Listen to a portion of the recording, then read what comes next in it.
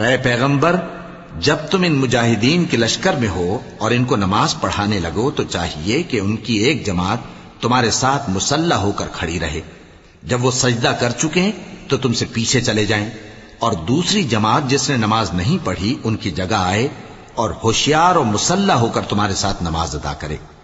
کافر تو چاہتے ہی ہیں کہ تم ذرا اپنے ہتھیاروں اور سامان سے غافل ہو جاؤ کہ تم پر یکبارگی حملہ کر دیں، اور اگر تم بارش کے سبب تکلیف میں ہو یا بیمار ہو تو تم پر کچھ گناہ نہیں کہ ہتھیار اتار رکھو، مگر اپنا بچاؤ ضرور کر رکھو۔ اللہ نے کافروں کے لیے ذلت کا عذاب تیار کر رکھا ہے۔ پھر جب تم یہ نماز تمام کر چکو تو کھڑے اور بیٹھے اور لیٹے ہر حالت میں اللہ کو یاد کرو۔ پھر جب تم مطمئن ہو جاؤ تو پورے آداب کے ساتھ نماز پڑھو۔ بے شک نماز کا مومنوں پر اوقات مقررہ میں ادا کرنا فرض ہے۔